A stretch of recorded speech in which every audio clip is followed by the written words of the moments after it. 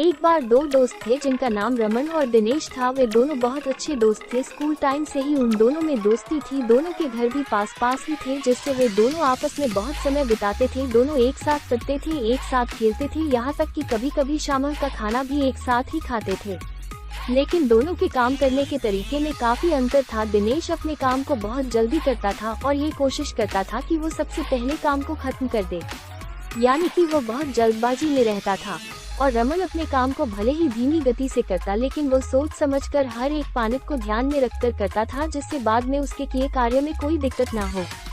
दिनेश अक्सर अपने काम में गलती कर बैठता था, लेकिन रमन हमेशा ही काम में ज्यादा समय लेता, लेकिन एकदम परफेक्ट रिजल्ट देता था।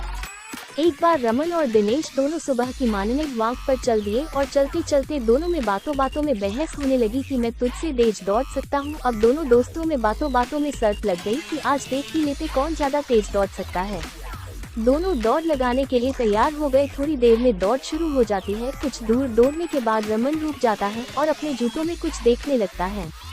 रमन को रुका देखकर दिनेश ने रमन से कहा, क्या हुआ, रुक क्यों गए, क्या तुम मेरे साथ दौड़ नहीं कर सकते? रमन ने कहा, मेरे जूते में कुछ कंकर घुस गए हैं, मैं इनको निकालने के बाद ही दौड़ सकता हूँ, वरना मैं कुछ ही दूर जाने के बाद चल भी नहीं पाऊंगा। ये सुनकर दिनेश हंसने लगा और कहने लगा, मुझे किसी पत्थर का डर नहीं है, मैं बिना पत्थर निकाले ही दौड़ पूरी कर सकता हूँ। और आगे निकल गया। रमन कुछ देर बाद अपने जूतों से कंकर निकालकर दौड़ने लगा।